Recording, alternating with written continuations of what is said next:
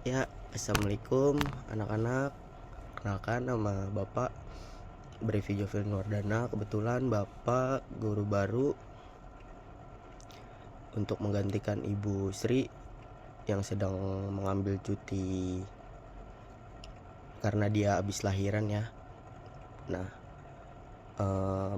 di sini Bapak ingin memperkenalkan dulu. Bapak sebelumnya pernah mengajar di SMA 28 Jakarta Selatan. Bapak juga sama mengajar pelajaran ekonomi kebetulan di sana. Bapak di sana udah sekitar 2 tahun. Nah, di sini Bapak menggantikan Ibu Sri sekitar sampai dia selesai mengambil cuti liburnya. Ya. Tadi Bapak udah kenal ya tadi anak-anak udah kenal ya nama Bapak siapa. Anak-anak juga bisa manggil Bapak Pak Brevi atau Pak Jo. Ya, ada yang ingin ditanyakan tentang profil Bapak sebelumnya? Oke, kalau misalkan udah nggak ada yang nanya lagi, Bapak masuk ke materi aja ya anak-anak. Tadi mungkin cukup perkenalan dari Bapak. Oh, sebelum masuk ke materi, Bapak juga pengen kenalan sama kalian dulu dong semuanya. Bapak absen dulu ya sekalian ya. Gilang Surya Pratama. Oh ya, itu yang namanya Gilang ya. Evan Pauji. Yang mana Evan Pauji? Oke, Evan Pauji. Atas nama Putri yang mana Putri? Oke. Putri ya, namanya kamu Putri ya. Terus Ahmad Fahmi yang mana? Oh, kamu Ahmad Fahmi. Coba siapa lagi nih ya? Ada 2 lagi nih terakhir. Aziz. Oke, Aziz. Sadam yang mana, yang nama Sadam? Oke, Sadam. Ya, Bapak mulai aja ya anak-anak ya semuanya. Buka halaman 49. Udah bab keempat berarti ini ya. Masuk bab baru. Ya, bab ini judulnya pengertian pengangguran friksional. Di sini anak-anak udah pasti pada tahu kan pengangguran itu apa. Nah, di sini Bapak ingin menjelaskan materi tentang pengangguran friksional.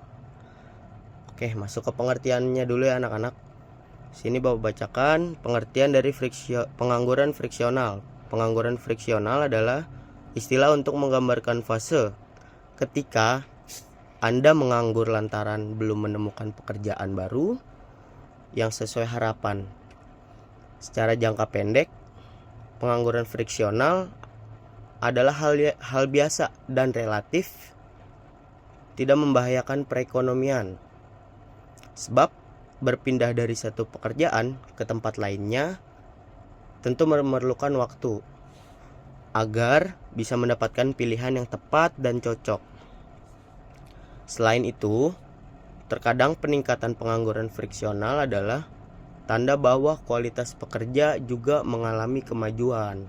Nah, jadi sebenarnya di sini pengangguran friksional itu nggak terlalu mempengaruhi perekonomian yang ada di Indonesia, karena mereka hanya perlu channel, perlu waktu, dan perlu informasi yang mereka cari tahu untuk mereka bisa menemukan pekerjaan yang baru gitu anak-anak. Nah, itu kan tadi pengertian dari pengangguran friksional ya. Nah, coba kita masuk sekarang ke ciri-ciri pengangguran friksional. Sebelumnya ada yang ingin ditanyakan tentang pengertian pengangguran friksional anak-anak? Oke, gak ada ya. Bapak lanjut ke ciri-ciri pengangguran friksional. Di sini ada beberapa ciri-ciri pengangguran friksional. Yang pertama itu bersifat sementara. Kenapa bersifat sementara? Yang tadi Bapak bilang, mereka hanya perlu waktu, informasi yang mereka cari tahu, dan mereka perlu relasi juga sih mungkin kalau kata bapak ya, karena mereka yang butuh pekerjaan, yang sedang mencari pekerjaan, tapi mereka sebelumnya pernah bekerja dan mempunyai skill lah contohnya. Nah itu maksudnya bersifat sementara ya. Kalau selanjutnya ciri-cirinya dalam fase sedang mencari pekerjaan, yang tadi bapak udah bilang, mereka itu sebenarnya ya udah sedang mencari pekerjaan, ada keinginan untuk mencari pekerjaan. Yang selanjutnya ingin beralih ke pekerjaan baru. Mungkin karyawan tersebut di pekerjaan sebelumnya ada faktor-faktor, beberapa faktor lah yang bikin karyawan tersebut itu kurang nyaman. Entah itu dari lingkungan atau gaji atau ya yang lain-lain yang menyebabkan karyawan itu mencari pekerjaan baru mungkin. Nah, ciri-ciri selanjutnya ada ingin menunggu panggilan kerja. Nah, jadi si karyawan ini di posisinya sudah melamar, sudah mengirim CV, persyaratan dan lain-lain, tapi si karyawan ini sedang menunggu panggilan pekerjaan dari perusahaan yang sedang dilamar oleh karyawan tersebut. Ciri-ciri selanjutnya itu ada diberhentikan sementara oleh perusahaan. Nah, mungkin karyawan tersebut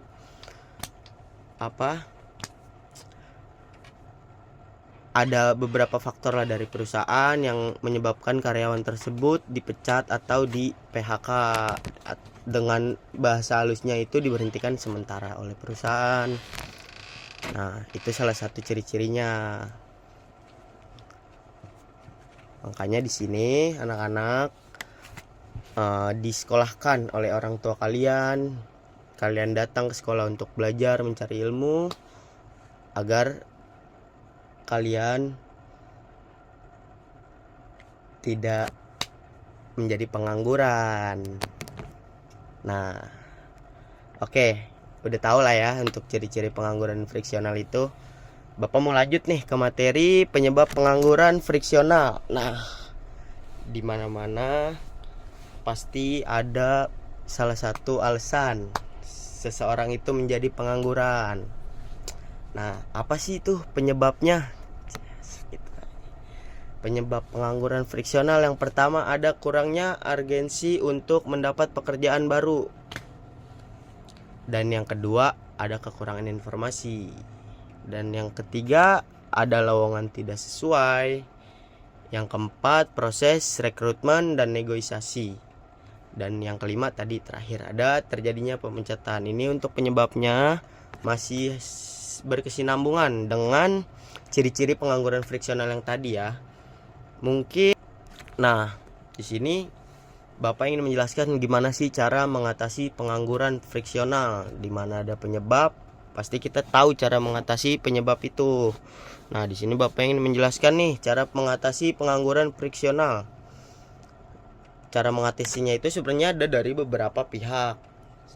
Contohnya dari pihak pencari kerja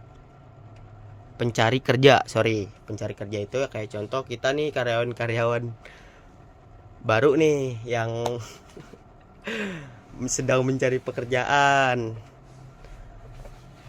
Itu pihak pencari kerja. Nah, pihak keduanya penyedia lowongan kerja.